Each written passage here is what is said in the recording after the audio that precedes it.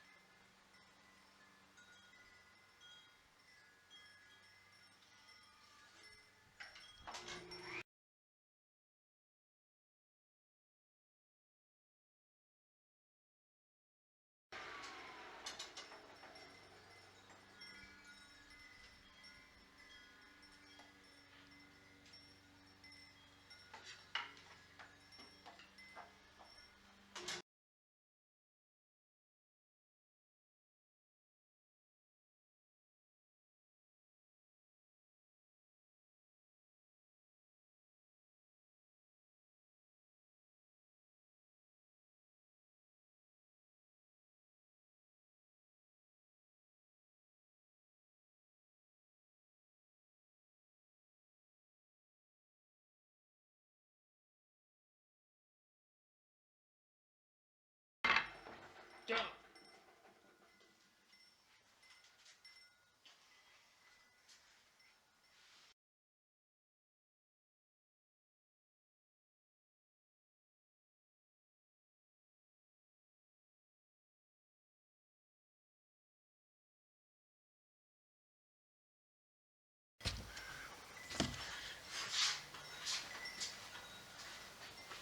So I just set up the table saw, as I guess you just saw, and I cut out some 1" by 3/4 inch pieces, and these are going to go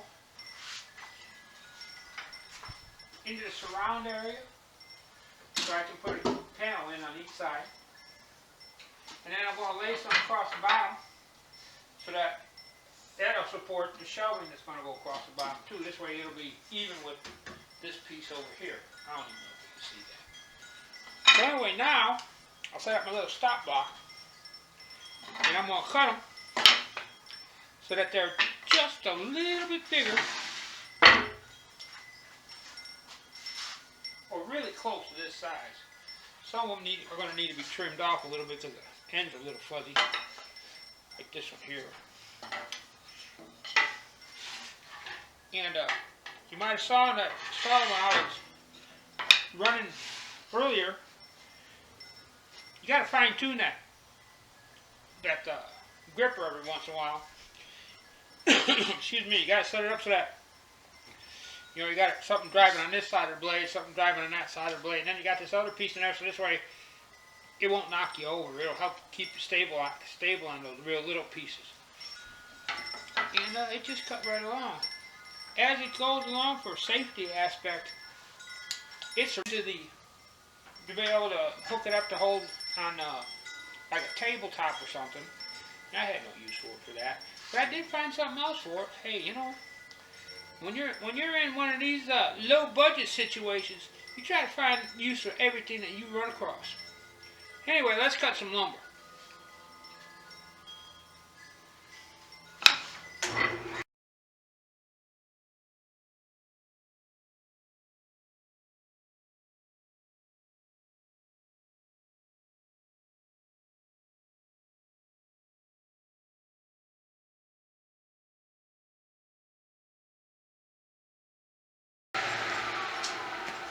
Okay, that does that.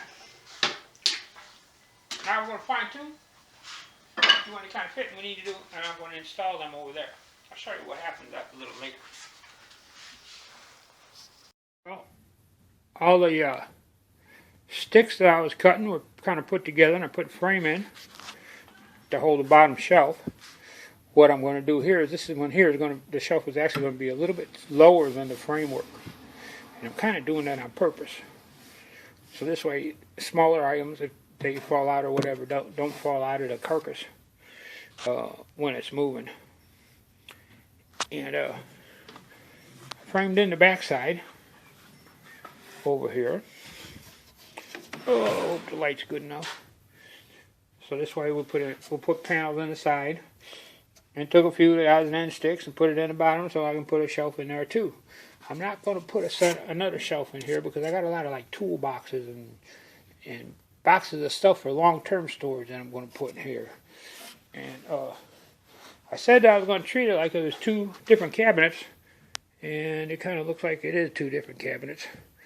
So as soon as we get the inside done and I can get it back down on the floor, I'm thinking I'm going to do something to kind of change the look a little bit. I don't know. We'll see.